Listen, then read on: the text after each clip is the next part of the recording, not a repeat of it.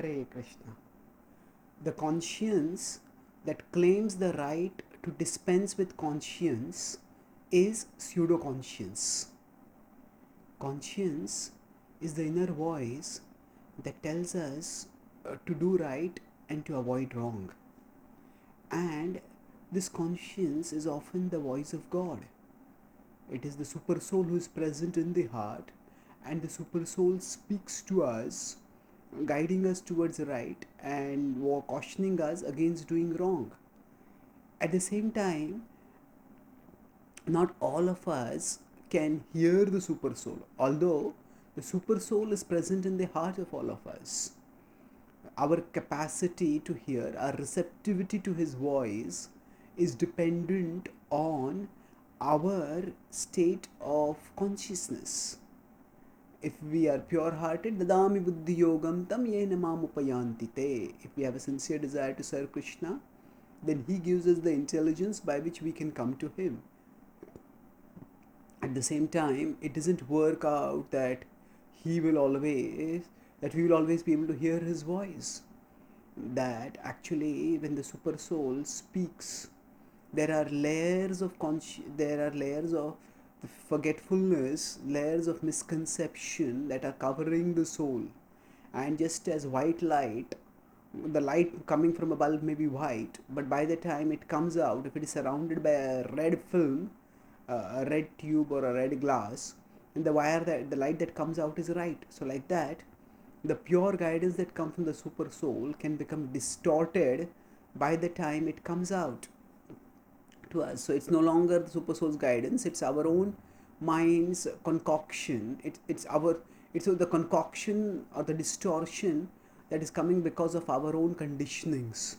So recognizing this, we need to be careful not to assume that the voice that we hear from within is actually the voice of the super soul.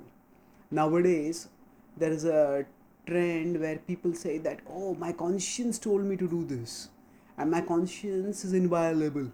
Therefore, I'll simply do what my conscience tells me to do, and my conscience is telling me to say give up devotional activities, to no more read the Bhagavad Gita, to no more chant Hare Krishna. My conscience is telling me that I should no longer worship Krishna. Now actually, if the conscience were the voice of Krishna, then that voice will never tell us to give up Krishna.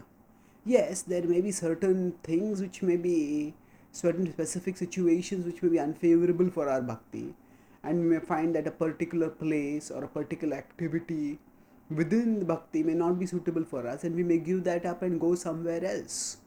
That is sometimes in the material world also, certain situations may become unfavorable for bhakti, although they may be favorable for bhakti for others. So the point is that the specifics may change, and the principle, however, it does not change. The super soul always wants us to serve Krishna. So sometimes some people, especially those who are extreme liberals are themselves those who say that they say that we are not dogmatic about anything. We are open to all schools of thought. But extreme liberals are those who say that actually there is no school of thought that is right, because there are so many opinions and all of them are true for them, but there is no absolute truth, and therefore they say there is no absolute sense of right or wrong. So they say that the whole idea of something being right and something being wrong is itself wrong. And such people, they say, my conscience tells me that there is no such thing as conscience. So what is a conscience for you is only for you, and if it's not for me, then it's not for me. So they really such extreme liberals reduce everything to just relativity, moral relativity, metaphysical relativity, relativism, we could say.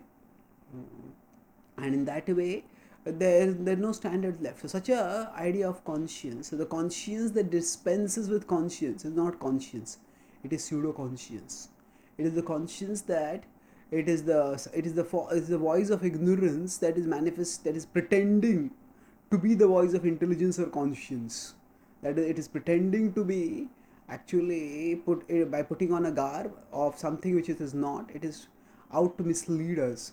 So pertinently Krishna says that even our intelligence, which is supposed to guide us upwards, even that intelligence can be in different modes.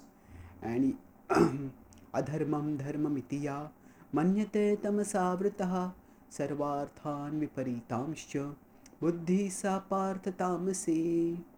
So Krishna says adharmam dharmam itiya, that which is mistakes adharma to be dharma, sarvarthan viparitamscha. In this way, it considers everything to be the opposite of what it is.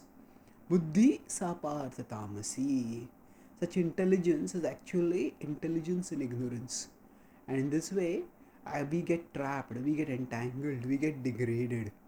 So we have to be careful that our parameter for deciding what is the right and wrong is not simply the voice of conscience. It is the voice of conscience that is in resonance with the voice of scripture. Guru Sadhu Shastra are the primary barometer for our guidance, and the conscience will reinforce what we learn from Guru Sadhu Shastra. When the conscience goes against Guru Sadhu Shastra, we have to know that it is pseudo conscience. Thank you. Hare Krishna.